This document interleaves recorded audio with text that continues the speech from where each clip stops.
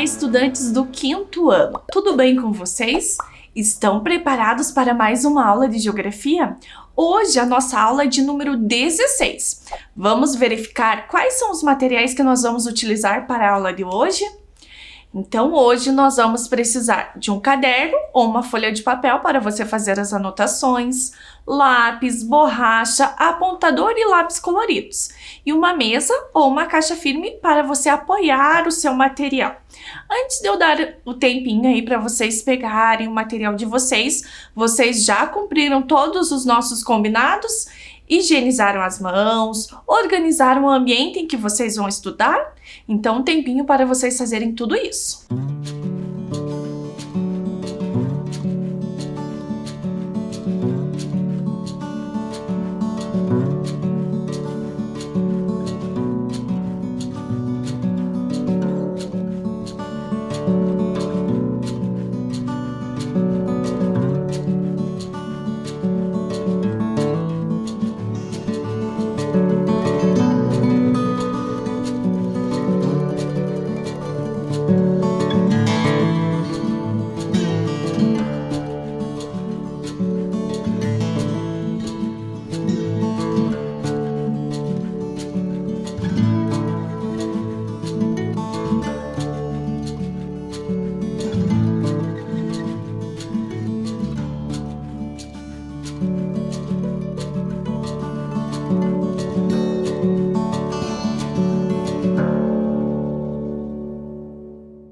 Tudo certinho aí, crianças? Tudo pronto? Então, nós vamos começar a nossa aula revisando o que nós vimos na aula anterior. Então, acompanhem lá. Na aula anterior, aprendemos sobre as características da hidrografia brasileira, com destaque para as bacias hidrográficas. Nós analisamos essa maquete que eu trouxe para vocês, né? E eu destaquei ali o percurso de um rio. E nós vimos que a formação hidrográfica está diretamente ligada à formação de relevo. Também eu trouxe para vocês a ilustração, né, da folha de uma couve que representa as bacias hidrográficas, né? As ramificações ali da couve são representa, né? Ilustra uma bacia hidrográfica. Em seguida, eu trouxe essa imagem para vocês, né, fazerem essa comparação entre a folha da couve e a bacia hidrográfica. E nós vimos que o número 1 é o rio principal, né? E o número 2 são os seus afluentes, que nós temos, né, o rio ele inicia pela nascente e ele deságua, né, no mar, pela foz. Tudo certo, crianças? E em seguida, nós analisamos, né, o mapa do Brasil, das bacias hidrográficas e os principais rios. Nós fizemos o destaque para o estado do Paraná e vimos que no estado do Paraná nós temos 3 bacias hidrográficas. A bacia hidrográfica do Rio da Prata, bacias litorâneas do Sul e bacias litorâneas do Sudeste. Em seguida, também nós analisamos o mapa das 12 regiões hidrográficas brasileiras, né? Classificado pela ANA, pela Agência Nacional da Água. Estão lembrados? Eu ampliei aquele mapa e a gente viu que no estado do Paraná nós temos o Atlântico Sudeste, o Paraná e o Atlântico Sul, né? As 12 regiões hidrográficas, e aqui no Paraná nós temos 3. Também conversamos um pouco sobre os rios de Planaltos e eu trouxe como exemplo o Rio São Francisco e o Rio Paraná. Também comentamos sobre os rios de planície e eu apresentei Rio Amazonas e o Rio Paraguai. E hoje, na aula 16, nós vamos conversar sobre a hidrografia dos rios brasileiros. Então, vou dar um tempinho para vocês anotarem a data de hoje, o número da nossa aula e o nosso tema.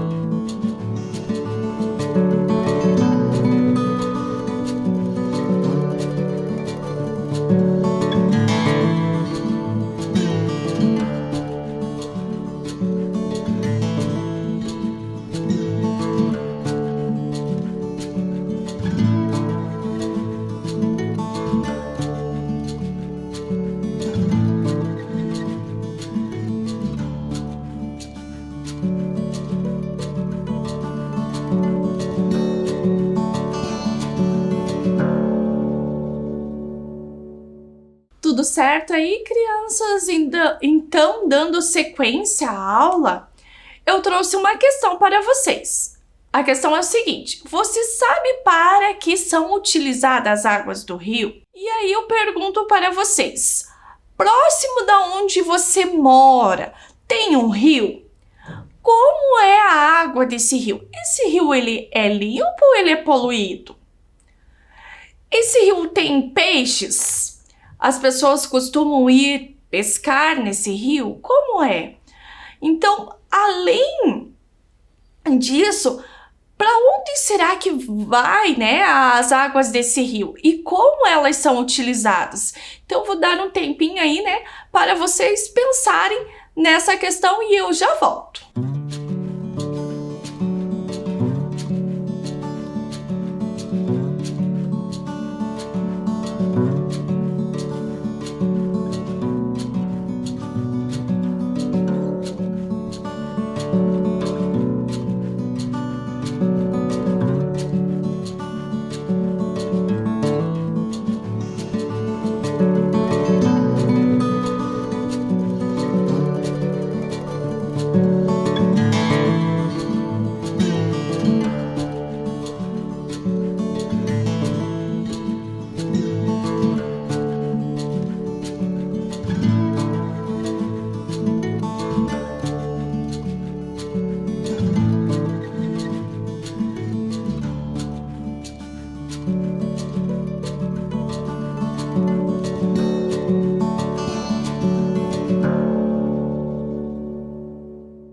Tudo certinho aí, crianças? Pensaram? Na aula passada, a gente conversou, né, um pouquinho sobre as bacias hidrográficas, aprendemos, né, o que é uma bacia hidrográfica, quais são as principais regiões da hidrografia. E hoje eu comecei a aula perguntando para vocês sobre como vocês acham que as águas do rio são utilizadas. Eu trouxe algumas imagens para que a gente possa ir conversando e para ver se o seu pensamento é o mesmo pensamento que o meu. Então, olhem a primeira imagem. Para que será que a água está sendo utilizada nessa imagem? Vejam que nessa imagem nós temos pessoas e animais. Então, se você disse que a água é utilizada para a manutenção da vida dos seres humanos e dos animais, você acertou. Muito bem. E agora, a próxima imagem, quem sabe do que se trata? O que vocês acham? Será que é uma indústria? Vamos ver? Então, se você disse que a água é utilizada para processos industriais, você também acertou. Estudos da ANA, da Agência Nacional da Água, revela que os setores, né, de fabricação, os processos industriais, são os que mais utilizam a água. Vejam essa informação que eu trouxe para vocês. Então, litros de água gastos na indústria para produzir. Então, para produzir 1 quilo de couro, é necessário 16,6 mil litros de água. Uma calça jeans, 15 mil litros de água. Uma camiseta de algodão, 3,7 mil litros de água. 1 quilo de papel, 324 litros de água. 1 quilo de malha tingida, 110 litros de água. 1 quilo de aço, 95 litros de água. E 1 litro de gasolina, 10 litros de água. Crianças, vocês imaginavam que para produzir, né, esses produtos a gente utilizaria tanta água assim? Temos que lembrar que é um processo completo, né? Desde quando é extraído a matéria-prima até chegar ao produto final, certo? Mas continuando aqui o nosso pensamento, a questão lá que a professora trouxe para vocês no início da aula. Para que mais será que a água é utilizada? Vejam essa imagem. Do que se trata essa imagem? Lembram que na aula passada a professora Fran conversou com vocês sobre os rios de Planalto e os rios de planície? Essa imagem aqui, ela vem se referir à geração de energia. Então, a água, ela é utilizada para a geração de energia. E nós sabemos que os rios de Planalto são propícios para isso. Para que a gente conheça, né, e saiba um pouquinho mais sobre a geração de energia, eu trouxe para vocês um vídeo como funciona a usina hidrelétrica. Vamos assistir o vídeo? Como funciona uma usina hidrelétrica? O Zeca adora videogame e é o campeão entre os amigos. O pai do Zeca é escritor e trabalha em casa usando o laptop. A mãe do Zeca fica preocupada e sempre prepara um cafezinho para ele. Agora, você tem ideia que o videogame do Zeca, o laptop do pai do Zeca e a cafeteira da mãe do Zeca têm em comum? A energia elétrica. De onde ela vem? Pode-se conseguir energia elétrica de várias formas. Queima de petróleo, carvão ou gás, fissão nuclear. Até o movimento das águas de um rio é capaz de gerar eletricidade. É isso que faz uma usina hidrelétrica. A energia produzida em uma hidrelétrica é uma das mais limpas e seguras que existem. A emissão de poluentes é muito baixa, ao contrário do que acontece em usinas a óleo e carvão. Isso porque a matéria-prima utilizada para produzir energia é água, um combustível praticamente inesgotável. O processo não é assim tão difícil de entender. Olha só, depois de um estudo cuidadoso para não prejudicar o meio ambiente, a água do rio é represada por barragens. Elas controlam o nível da represa. Se chover muito, as comportas se abrem e dão vazão ao excesso de água. A água represada entra com grande pressão em um aqueduto e segue em direção às turbinas, que são as responsáveis pela geração de energia. A turbina é formada por pás. A água passa e gira essas pás, que presas em um eixo, acionam o gerador da usina, transformando energia mecânica em energia elétrica. O transformador aumenta a tensão da energia, permitindo que ela viaje pelos fios e chegue até as casas, prédios, escolas, lojas e até o videogame do Zeca, o laptop e a cafeteira dos pais dele. Mas você deve estar se perguntando, o que aconteceu com toda aquela água que moveu as pás das turbinas? A resposta é nada. 100% dela é devolvida ao rio com a mesma qualidade de antes e pode ser usada para consumo humano, processos industriais e até para abastecer outra usina hidrelétrica instalada mais à frente no curso do mesmo rio. O avô do Zeca, por exemplo, tem um sítio bem pertinho de uma usina hidrelétrica. E o Zeca nem imagina que a água que gera energia para o videogame funcionar é a mesma água que irriga a horta do avô dele. A Eletrobras está de olho em tudo isso e trabalha para impulsionar o desenvolvimento sustentável do Brasil em harmonia com o meio ambiente, produzindo energia limpa para quem mais precisa. O Zeca, o pai do Zeca, a mãe do Zeca, o avô do Zeca e você.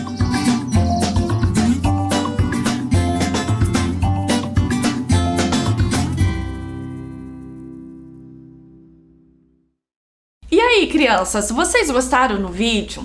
Muito bacana, né? Saber de tudo isso. Vocês imaginavam que a energia que chega na casa de vocês chega dessa forma? Vocês viram que vídeo interessante, né? Que tudo que o Zeca e a família dele está fazendo utiliza energia, né? E com certeza são atitudes, hábitos que nós também temos no nosso dia a dia e que a gente nem se dá conta, né, de como é produzida a energia elétrica. Continuando a nossa aula, e essa imagem aqui, para o que será que a água está sendo utilizada? Se você disse produção de alimentos, muito bem, parabéns, isso mesmo. E agora?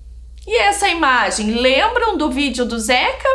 Que no finalzinho o avô, né, nem imagina que a água que ele está utilizando para irrigar a plantação é a mesma água, né, que passe pela hidrelétrica e faça aí a produção de energia. Certo, crianças? Em seguida, olha lá, e agora? Essa imagem, o que vocês acham? Se você disse que é transporte de cargas e pessoas, você acertou. Nós vimos também na aula passada que os rios de planície, né, eles são propícios para isso, porque eles são planos, né? E em seguida, nós temos aqui um barquinho, que além, né, de transporte, os rios, a água, ele também é utilizada para pesca, certo, crianças? Olhem a imagem que eu trouxe. E continuando analisando, e agora, o que será que essa imagem nos diz? Se você disse que é abastecimento e saneamento básico, muito bem, você acertou. A água, até chegar à nossa casa, né? Ela pode ser captada, ela vai ser tratada e vai abastecer a nossa casa. E essa imagem que eu trouxe para vocês de uma torneira aberta. Lembro que ano passado a gente conversou muito sobre as águas, sobre a questão, né, da falta de água, da escassez da água. E será que a pessoa que deixou lá a torneira aberta, será que ela está utilizando a água de maneira correta, de maneira consciente? Acho que não, né? Então, agora nós vamos para a nossa primeira atividade. Vejam do que se trata. Atividade 1. Em sua cidade, quais são as formas, né, de utilização da água pelos moradores? E a letra B. Você acha que as pessoas fazem o uso consciente da água? Explique. Então, na letra A, né, você vai colocar aí as questões, né, que a gente levantou desde o início da aula, tá? Não precisa colocar todas. Aí o que você lembrou, o que você pensou. Na questão B, você vai responder sim ou não e vai explicar por que você disse sim ou não para essa questão. Então, um tempinho para vocês copiarem e responderem essa atividade.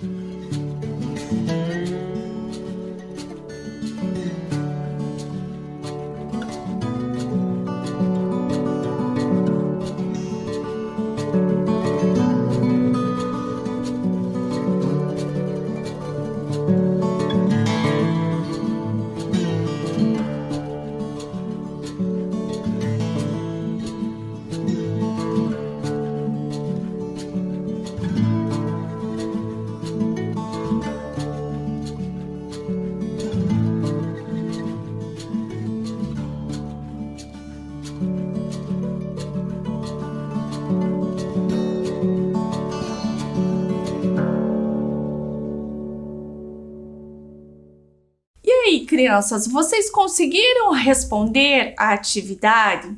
Na letra A gente poderia, né? Vocês poderiam colocar ali questões como utilizar a água para beber, né? Para fazer a higiene, para cozinhar e em relação às outras coisas, né? Que nós falamos. Para a questão B, né, eu acredito que as pessoas estão utilizando a água de forma consciente, né? Nós vemos quantas campanhas, quantas pessoas, né, tentando se conscientizar, reutilizar a água, né? Como assim, professora Fran? Utilizar, né, a água da máquina, reutilizar essa água para lavar as calçadas. Existem muitas questões aí, né, que fazem com que a gente pense que as pessoas estão aí utilizando a água de forma consciente. Agora, crianças, lembrando aqui um pouquinho sobre os rios de planície, né, que nós conversamos na aula passada. Vejam as características que a professora Fran trouxe. Apresentam-se em menor quantidade no Brasil, são usados basicamente para navegação fluvial, no transporte de cargas e pessoas. Certo, crianças? Na aula passada e hoje eu mostrei para vocês, né, o Rio Amazonas, que é um rio muito utilizado para o transporte, né? Aqui nós temos a Bacia Hidrográfica Amazônica. Vocês sabiam que ela não nasce no Brasil? A bacia hidrográfica amazônica, ela nasce em terras peruanas e ela deságua, né? A foz dela é no Oceano Atlântico, mas a maior extensão, a maior parte do rio Amazonas fica no Brasil, tá? Fica em território brasileiro. Aqui eu trouxe para vocês 3 imagens de rios que são afluentes do rio Amazonas, que é o rio Xingu, o rio Amazonas e o rio Madeira. Vejam que nas 3 imagens nós temos ali, né, representação de embarcações. Em seguida, eu trago para vocês o mapa das principais hidrovias brasileiras. E veja que ali na bacia hidrográfica, né, amazônica, nós temos o Complexo Solimões. Também temos a hidrovia Tocantins-Araguaia. Aqui na região sul, nós temos a hidrovia do Sul. Hidrovia do São Francisco, né, em outra região, hidrovia do Paraguai e hidrovia do Paraná-Tietê. Certo, crianças? Em seguida, eu trago para vocês características dos rios de Planalto. Então, os rios de Planalto, eles têm alto potencial para a geração de energia elétrica, apresentam baixo potencial para a navegação. Por que será que eles apresentam baixo potencial para a navegação, crianças? Porque nós temos muitos, né, desníveis, desde a nascente até a foz, né? Nós temos quedas da água, nós temos vales encaixados, certo? E lembram da imagem que a professora Fran mostrou para vocês? Aqui nós temos, né, o Rio São Francisco e o Canindé de São Francisco. Certo? E na sequência, né, as quedas d'água do Salto de Apucraninha, no Paraná, e o Cânion de Guartelá. Aqui a imagem da geração de energia elétrica. Essa é uma usina hidrelétrica aqui do Paraná, que fica em Salto Caxias. Interessante saber tudo isso, não é, crianças? E continuando a nossa aula, dando sequência à nossa aula, eu trouxe a imagem da usina hidrelétrica de Itaipu. Interessante, né? Vocês já tinham até visto essa imagem, né, na aula no ano passado. Agora, pensando lá no vídeo do Zeca, vocês viram que a energia elétrica, ela não é só produzida através da água, né? Tem outros fatores. Quais são eles? Vamos analisar essa imagem, esse gráfico? Então, olhem lá. A energia, ela pode ser retirada da biomassa, eólica, solar, gás natural, derivados de petróleo, nuclear, carvão e derivados. Mas olhem qual qual é a fonte, a maior fonte que a energia é retirada. É a fonte hidráulica, que é da água, né? Que é através das usinas hidrelétricas. E agora, crianças, nós vamos para a nossa atividade 2. Vejam do que se trata. Grande parte da energia elétrica produzida no Brasil é de fonte... está muito fácil, né? Então, vou dar um tempinho para vocês analisarem o gráfico e responderem essa questão.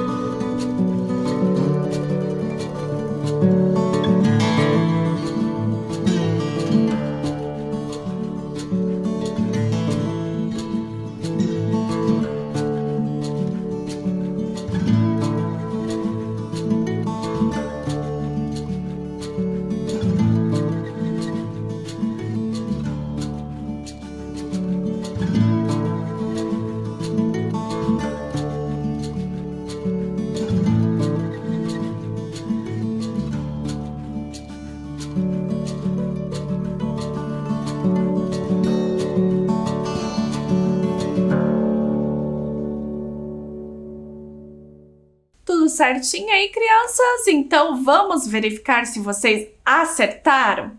Se vocês colocaram, né, que grande parte da energia elétrica produzida no Brasil é de fonte hidráulica, vocês estão de parabéns. Se não foi isso, corrige lá e não tem problema, tá?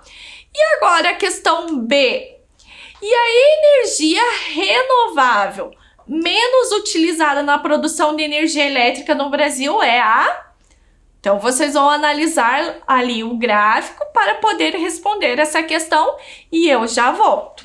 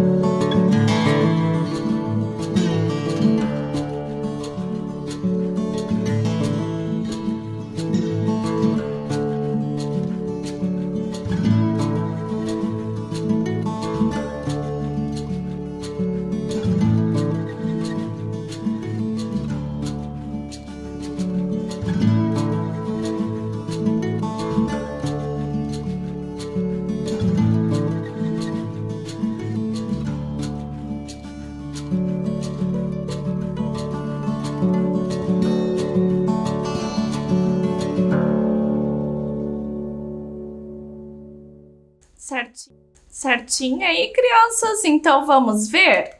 Se você colocou a solar, muito bem, parabéns, vocês estão ligadinhos na aula. E nós estamos chegando ao final de mais uma aula de geografia. Mas antes da gente se despedir, vamos revisar o que nós vimos hoje? Então, hoje nós aprendemos sobre as características da hidrografia brasileira, com destaque para a utilização da água dos rios. E a professora Fran se despede de vocês com um super beijo e até a próxima aula!